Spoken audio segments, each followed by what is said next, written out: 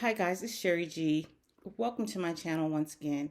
This video is really off the cuff. I was reading through some comments, not on my channel because I don't have that many subscribers yet. But I'll get there. So while you're at it, please hit the like button, subscribe to my channel, and hit the notification bell. But anyway, I was reading comments, and I don't know if it was a couple of comments because I've been just reading, listening to commentary everywhere, and just reading and researching, different things as it relates to Love and Marriage Huntsville. And so, two statements that came up. I don't know if they were questions, because no one really answered them, and they weren't really addressed the way I wanted to address them, or I wish they would have been addressed. So I'm going to take the liberty and address them myself. And the one question, before I even do that, again, everything that I say here is of my own opinion. It is alleged and for entertainment purposes only. So getting back to the questions and the reason why I'm here, and this is going to be short because, like I said, I wasn't planning on doing this. I got to get ready to go study. But one question was,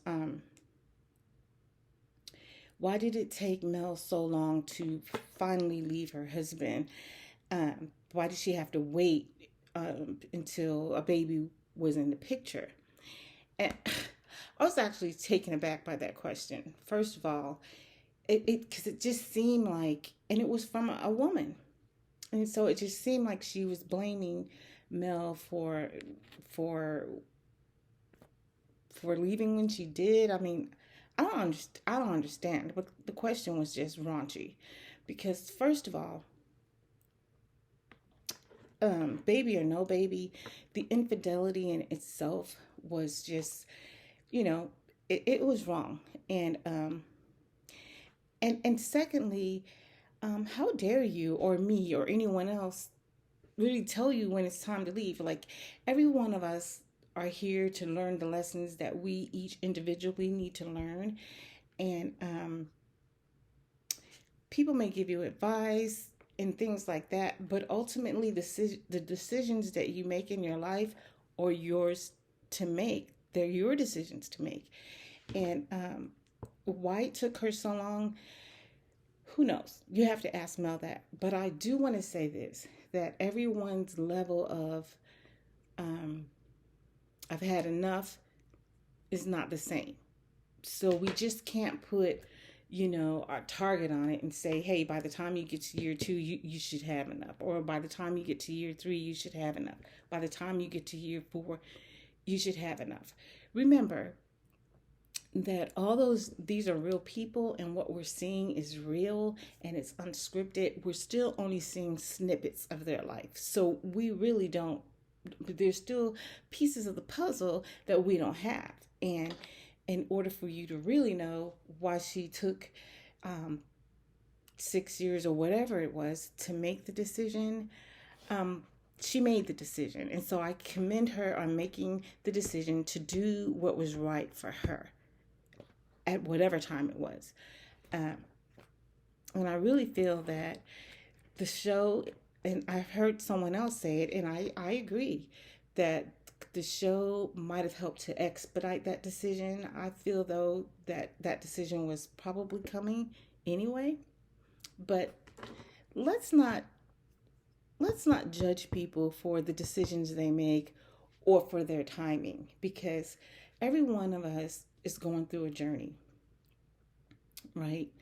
We're just here experiencing life the best way that we can, and we're going to make decisions to do whatever when we feel like it's time to make those decisions to do whatever. And so that's the first question. And the second question, geez, I actually forgot the second question. Let's see. Because I didn't write it down. It was just like, oh my God, I was reading these comments and I saw that and I thought, oh, the second question was, why didn't Melody give the Scotts a second chance to come into business with her and Martell? Well, Melody is a very, very smart businesswoman. And I think that they showed enough by dragging their feet and not doing whatever it was that needed to be done to make the deal happen in the first place.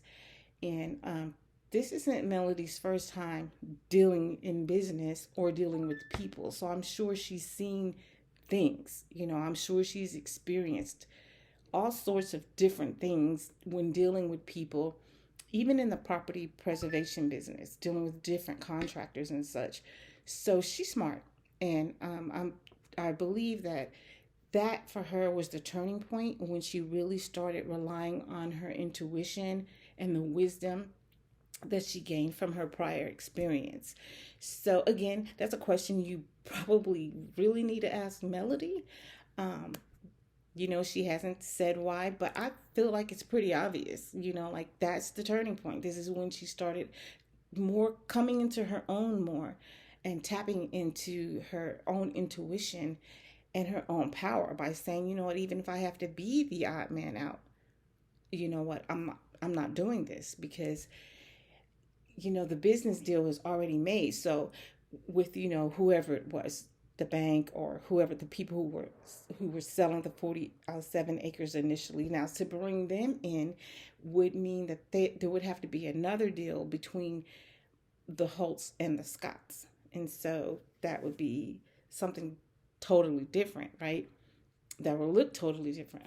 So I'm sure she was like, if you couldn't come to the table with the bank and with the original seller, there's no reason for me to believe that you're ready to come into. How can I trust you to come into any type of an agreement with me and my husband? And then on top of that, there's Martell acting a donkey with all of that snakish activity. So that's all I wanted to share with you right now because, like I said, I was reading through the comments and those two uh, those two questions came up, and I just thought, okay, well, let me just go ahead and elaborate from my vantage point. Anyway, until next time, ciao.